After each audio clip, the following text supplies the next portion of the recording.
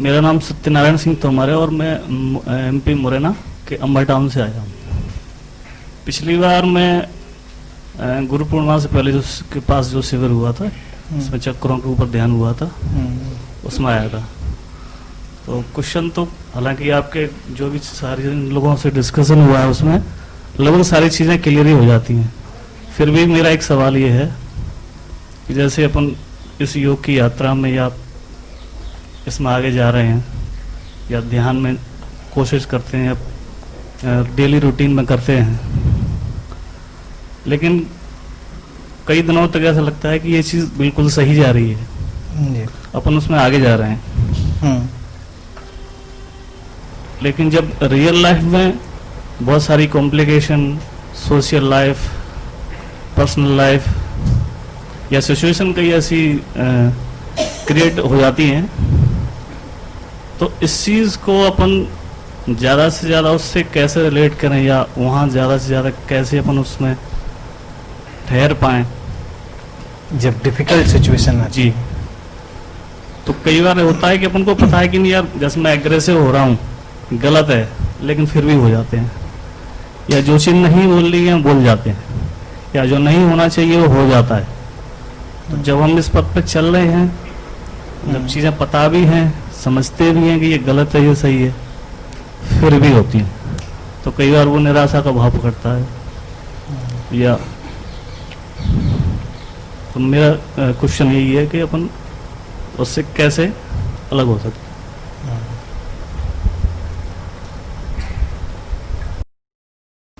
ये जो समस्या आपने बताई एक्चुअल में, इसको भी बहुत हम्बली और बहुत क्लियरली हमको समझना चाहिए, क्योंकि कई लोग इसमें उलझ के रह जाते हैं। और फिर मैं इस बात की तारीफ करूंगा कि भारत में भारतीय दर्शन ने हर चीज़ को बहुत अच्छे से रखा हमारे सामने, लेकिन हम उसको कई बार नहीं ले पाए, क्योंकि कई चीज़ों को हमने नॉर्म बना लिया। अंडरस्टैंडिंग देखिए यही है, यही अल्टीमेट अंडरस्टैंडिंग है कि हर व्यक्ति का एक डिज़ाइन और एक प्रोग्राम है। किसी का मान लीजिए एग्रेसिव डिज़ाइन है, तो है एग्रेसिव डिज़ाइन उसका, उसमें कोई प्रॉब्लम नहीं है, लेकिन वो एग्रेशन धीरे धीरे रिफाइंड होता चला जाएगा। एग्रेशन रहेगा, एग्रेशन कभी नहीं जाएगा। तो पहली चीज़ ये करनी चाहिए कि हमको इस डिसेप्शन में नहीं जाना चाहिए कि हमको बात समझ में आ रही है। शायद हमको समझ में नहीं आ रही है अभी बात कि बोलना नहीं चाहिए, अंदर हमारे बिल्कुल धक्का लग रहा है बोलने का, तो हम बोल दे रहे हैं कंपल्सिवली। लेकिन जिस दिन आपको समझ में आएगी और आपका अगर नेचर में एग्रेसिवनेस है, तो आप खाम का इंटरफेयर नहीं करेंगे। लेकिन जब आप बोलेंगे तो आपकी बात में इतना वजन होगा कि वो बात सुनी जाएगी, उस बात का फर्क पड़ेगा। तब लोग आपको एग्रेसिव नहीं कहेंगे, तब आपको लोग डिसीजन मेकर कहेंगे। ऐसे लोग ढुलमुल कहते हैं, कोई डिसीजन नहीं ले पाता। लेकिन फिर आप आए, लीडर किसको कहते हैं? लीड हमेशा हर लीडर थोड़ा एग्रेसिव होता है। भाई यहाँ 10 लोग खड़े हैं, कुछ डिसाइड ही नहीं कर पा रहे हैं, इधर चलें नहीं चलें। वो आया, उसने कहा हम लोग इधर चलेंगे, ठीक, गुड। चलना सब चाह रहे थे, कोई थोड़ा इधर थोड़ा उधर डामाडोल था, लेकिन उसके अंदर एक सर्टेन डिग्री ऑफ एग्रेशन है, टिमिडनेस नहीं, कायरता नहीं है। तो हर लीडर में एक सर्टेन डिग्री ऑफ एग्रेशन होता ही है, तो वो वजन बनता है उस चीज़ का। मैं इस चीज़ को बताऊं, मैं हॉस्टल लाइफ में जब था, हॉस्टल में मैं था, तो मैं तो स्पिरिचुअल बातें ही केवल कॉन्टेक्स्ट में करता हूँ। जब सिचुएशन होती है, कोई सीकर मुझसे पूछता है, मुझसे ऐसे कहीं भी मिलेंगे तो मैं क्रिकेट, फिल्म और हर चीज़ की बात कर लूँगा, आपसे ये बात तो करूँगा ही नहीं कुछ भी। लेकिन फिर भी घूम फिर के लोगों को पता चल गया हॉस्टल में कि ये कुछ अलग टाइप की बातें करता। हालांकि तब मेरा कोई बहुत इंटरेस्ट भी नहीं था इन सब बातों में।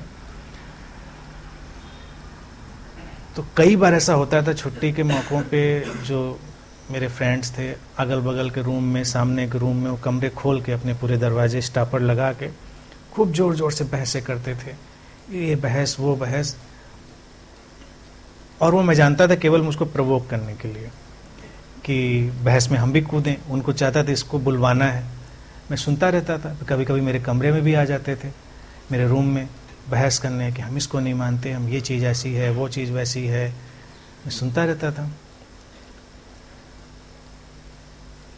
कभी उनको उन बातों का जवाब नहीं देता था, लेकिन तब भी यही था कि जब मैं उनको कोई बात बोलता था तो सारी बात खत्म हो जाती थी, फिर वो बहस नहीं होती थी, वो बात फिर खत्म हो जाती थी, क्योंकि जब मैं बोलता था कोई बात तो पूरी इंटेंसिटी से। और ये मेरे प्रोग्राम का हिस्सा था। प्रोग्राम का हिस्सा था कि बोलना तभी है जब बात से पूरा मतलब,